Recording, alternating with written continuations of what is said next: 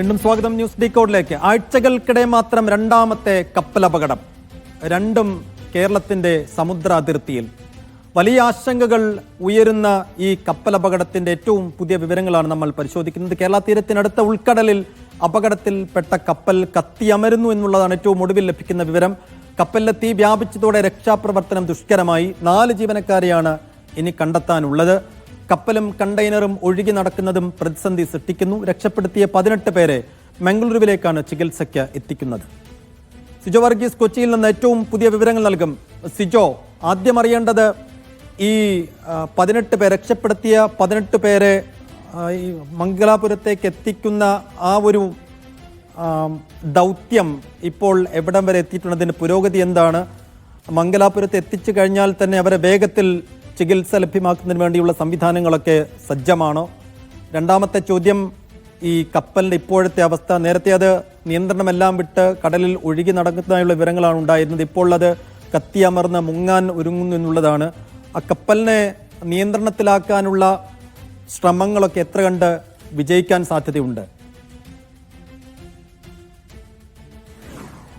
സൈഫുദ്ദീൻ, കപ്പലിനെ നിയന്ത്രണ വിധേയമാക്കുക എന്നത് വളരെ ശ്രമകരമായിട്ടുള്ളൊരു കാര്യമാണ്. കാരണം കപ്പലും കണ്ടെയ്നറുകളും എല്ലാം തന്നെ ദിശയില്ലാതെ, നിയന്ത്രണമില്ലാതെ ഈ കടലിൽ ഇങ്ങനെ ഒഴുകി നടക്കുകയാണ്. ഈ തീ കത്തുന്നതോടുകൂടി ഈ കപ്പലിൻ്റെ അടുത്തേക്ക് രക്ഷാപ്രവർത്തകർക്ക് എത്തിച്ചേരാനും ആകാത്ത ഒരു സാഹചര്യമാണ്. അതാണ് ഏറ്റവും വലിയ ഒരു പ്രതിസന്ധി സൃഷ്ടിക്കുന്ന ഒരു കാര്യം. മറ്റൊരു കാര്യം, ഈ 18 പേരെ കപ്പലിൽ നിന്ന് ചാടി രക്ഷപ്പെടാൻ ശ്രമത്തിനിടെ 18 പേരെ കോസ്റ്റ് ഗാർഡും നാവികസേനയും ചേർന്ന് രക്ഷപ്പെടുത്തിയിട്ടുണ്ട്. അവരെ INS സൂറത്ത് കപ്പലിൽ വഴി മംഗലാപുരത്തേക്ക് എത്തിക്കാനുള്ള ശ്രമമാണ് നടക്കുന്നത്. എയർലിഫ്റ്റ് ചെയ്യുന്നതിനെക്കുറിച്ചുള്ള ഒരു സാധ്യത കൂടി തേടുന്നുണ്ട്. പക്ഷേ 10 മണിക്കും 12 മണിക്കും ഇടയിലുള്ള ഒരു സമയത്ത് ഇവരെ ഈ മംഗലാപുരത്ത് എത്തിക്കാനാകും എന്നുള്ള ഒരു പ്രതീക്ഷയാണുള്ളത്. കാരണം ഈ കപ്പൽ ഏറ്റവും സുരക്ഷിതമായി അടുക്കാനാകുന്ന സ്ഥലം മംഗലാപുരം ആയതുകൊണ്ട് തന്നെ അങ്ങനെ ഒരു സാധ്യത നേരത്തെ തന്നെ പരിശോധിച്ചിരുന്നു. ആ ഭാഗത്തേക്ക് മംഗലാപുരത്തേക്കാണ് എത്തിക്കുക. ഏറ്റവും പ്രധാനമായിട്ടുള്ള കാര്യം, ഈ കപ്പൽ കത്തി അമരുന്നു എന്നുള്ളതാണ്. ഏതാണ്ട് 100 കണക്കിന് കണ്ടെയ്നറുകൾ ഈ കപ്പലിൽ ഉണ്ടായിരുന്നു. അതിൽ 20ഓളം കണ്ടെയ്നറുകൾ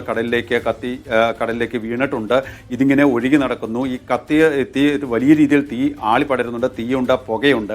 ഈ കണ്ടെയ്നറിൽ സൂക്ഷിച്ചിരിക്കുന്ന വസ്തുക്കൾ അത് എളുപ്പത്തിൽ തീ പിടിക്കാവുന്നതാണ്. ഒപ്പം തന്നെ ദ്രാവക രൂപത്തിലുള്ള വിഷപദാർത്ഥങ്ങൾ ഉൾപ്പെടെയുള്ള സാധനങ്ങൾ, അല്ലെങ്കിൽ ഈ കൂടുതൽ ദോഷകരമാകുന്ന, പ്രകൃതിക്കും ഒപ്പം തന്നെ മനുഷ്യനും ഉൾപ്പെടെ ദോഷകരമാകാവുന്ന വസ്തുക്കൾ എല്ലാം ഇതിനകത്ത് ഉണ്ട് എന്നുള്ള വിവരങ്ങളാണ് പുറത്തു വരുന്നത്. അതുകൊണ്ട് തന്നെ ഇത് രക്ഷാപ്രവർത്തകർക്ക് ഇതുമായി ബന്ധപ്പെട്ട് രക്ഷാപ്രവർത്തനം നടത്തുന്നതിനുമായി ബന്ധപ്പെട്ട് സ്വീകരിക്കേണ്ട ചില നടപടികൾ അത് വലിയ രീതിയിൽ പ്രതിസന്ധി സൃഷ്ടിക്കുന്നു എന്നുള്ളതാണ്. പ്രത്യേകിച്ച് ഇപ്പോഴത്തെ ഒരു സാഹചര്യം രാത്രിയാണ്. ഈ രാത്രി സമയത്ത് ഇതെങ്ങനെ രക്ഷാപ്രവർത്തനം നടത്തും? കൂടുതൽ കണ്ടെയ്നറുകൾ സ്ഫോടനം നടത്താനുള്ള കണ്ടെയ്നറുകളിൽ തീ പിടിക്കുമോ അല്ലെങ്കിൽ സ്ഫോടനം ഉണ്ടാകുമോ? ഇതെല്ലാം മുൻകൂട്ടി കണ്ടുകൊണ്ട് വേണം ഈ രക്ഷാപ്രവർത്തനം നടത്താൻ. അത് വലിയ രീതിയിലുള്ള പ്രതിസന്ധി സൃഷ്ടിക്കുന്നുണ്ട്. സ്വാഭാവികമായും ഈ കപ്പൽ കത്തി അമർന്ന് അത് പോകാനുള്ള ഒരു സാധ്യത കൂടി കാണുന്നുണ്ട്. ഏതെങ്കിലും വിധേന ഈ ആളുകളെ രക്ഷപ്പെട്ട ആളുകളെ അവർക്ക് വൈദ്യസഹായം ഉടനടി കൊടുക്കുക എന്നുള്ള കാര്യത്തിന് ഏറ്റവും പ്രധാനമായിട്ടും. സിജോ, ഒരു 4 പേരുടെ കാര്യത്തിൽ ഇപ്പോഴും വ്യക്തതയില്ല. 18 പേരെ രക്ഷപ്പെടുത്താൻ കഴിഞ്ഞത് വലിയ ആശ്വാസമാണ്. ഈ 4 പേർ കപ്പലിനകത്താണോ അതോ കടലിൽ ചാടിയപ്പോഴാണോ കാണാതായത്? ഇവർക്ക് വേണ്ടിയുള്ള തിരച്ചിൽ എങ്ങനെ നടക്കുന്നു? ഇത്തരം കാര്യങ്ങളിൽ ഒരു വ്യക്തത കൂടി.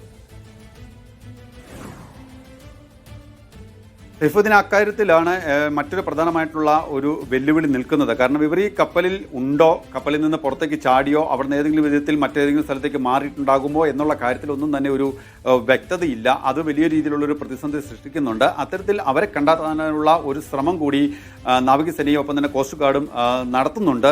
അത് ഈ കപ്പലിന് അകത്താണെങ്കിൽ, അല്ലെങ്കിൽ ഇതുമായി ബന്ധപ്പെട്ട് ഇതിൻ്റെ സമീപത്താണെങ്കിൽ, കപ്പലിനുള്ളിലാണെങ്കിൽ അത് രക്ഷപ്പെടുത്തുക എന്നുള്ളത് വലിയൊരു വെല്ലുവിളിയെ തന്നെ നിലനിൽക്കുന്നുണ്ട്. പുറത്തേക്ക് പോയിട്ടുണ്ടെങ്കിൽ അവർ എവിടെ ആയിരിക്കാം ഉണ്ടാവുക എന്നുള്ളത് സംബന്ധിച്ചെല്ലാം തന്നെ അന്വേഷണം നടത്തുന്നുമുണ്ട്. എന്തായാലും ഇത്തരം കാര്യങ്ങളിലെല്ലാം തന്നെ ഒരു പെട്ടെന്ന് ഒരു നടപടി ഉണ്ടാകും എന്നുള്ളൊരു പ്രതീക്ഷയിൽ തന്നെയാണ് ഇപ്പോഴും ഉള്ളത്. പക്ഷേ ഏറ്റവും പ്രധാനമായും ഉള്ള ഒരു വെല്ലുവിളി ഈ കപ്പലിനടുത്തേക്ക് അടുക്കാനാകുന്നില്ല എന്നുള്ളത് തന്നെയാണ്. വലിയ രീതിയിൽ തീയും പുകയും എല്ലാം തന്നെ ഉണ്ട് എന്നുള്ളതാണ്. നമ്മളിപ്പോൾ കാണുന്ന, അല്ലെങ്കിൽ ഇപ്പോഴുള്ള ഈ ദൃശ്യങ്ങൾ അതിന് നേരത്തെ വന്നതാണ്. അതിനുശേഷം ഇപ്പോൾ എത്രമാത്രം ഭീകരമായിരിക്കാം ഒരുപക്ഷെ ഈ അവസ്ഥ എന്നുള്ളത് കൂടി നമ്മൾ കണക്കാക്കേണ്ടിയിരിക്കുന്നു. എന്തായാലും ഇതുമായി ബന്ധപ്പെട്ടിട്ടുള്ള നടപടിക്രമങ്ങൾ, രക്ഷാപ്രവർത്തനം ഇപ്പോഴും പുരോഗമിക്കുന്നു. എന്തായാലും ആ 4 പേരെ ജീവനോടെ കണ്ടെടുക്കാൻ കഴിയട്ടെ എന്നുള്ളതാണ് ഈ സമയത്ത് ഏറ്റവും വലിയ പ്രാർത്ഥന. പക്ഷെ അപ്പോഴും ഈ തുടർച്ചയായി ഉണ്ടാകുന്ന കപ്പലപകടങ്ങൾ കേരള തീരത്ത് വലിയ അസ്വസ്ഥതയും വലിയ ആശങ്കയും ഉണ്ടാക്കുന്നുണ്ട്. അതുണ്ടാക്കാൻ പോകുന്ന പാരിസ്ഥിതിക പ്രത്യാഘാതങ്ങൾ, പ്രത്യേകിച്ചും ഈ കണ്ടെയ്നറുകൾ അപകടകരമായ പരിസ്ഥിതിക്ക് ദോഷമുണ്ടാക്കുന്ന വസ്തുക്കളാണെന്ന് സ്ഥിരീകരിക്കപ്പെട്ടിരിക്കുന്നു. അപ്പോൾ ഇത് കടൽ ജലവുമായി ചേർന്ന് കഴിഞ്ഞാൽ തുടർച്ചയായ രണ്ടാമത്തെ, നേരത്തെ MSC കപ്പൽ മുങ്ങിയതുമായി ബന്ധപ്പെട്ടുണ്ടാകുന്ന ചർച്ചകൾ ഇപ്പോഴും അടങ്ങിയിട്ടില്ല. അതിൻ്റെ പാരിസ്ഥിതിക പ്രത്യാഘാതങ്ങൾ എത്രമേൽ വലുതാണെന്നുള്ള ചിന്തയ്ക്ക് ഇപ്പോഴും ഒരു അറുതിയും വരാത്ത ഘട്ടത്തിലാണ് രണ്ടാമത്തെ കപ്പലപകടം ഉണ്ടായിരിക്കുന്നത്. അപ്പോൾ തുടർച്ചയായി കപ്പലപകടങ്ങളുടെ കാരണം കൂടി തിരക്കേണ്ടതുണ്ട്. അതിന് കൃത്യമായ അന്വേഷണവും പരിശോധനയും നടക്കും എന്ന് നമുക്ക് പ്രതീക്ഷിക്കാം. സിജോ വർഗീസാണ് വിശദാംശങ്ങൾ നൽകിയത്. ന്യൂസ് ടീക്കോട് പൂർണ്ണമാവുകയാണ്. ഇടവേള കഴിഞ്ഞ ഔട്ട് ഓഫ് ഫോക്കസ് കാണാം. നമസ്കാരം.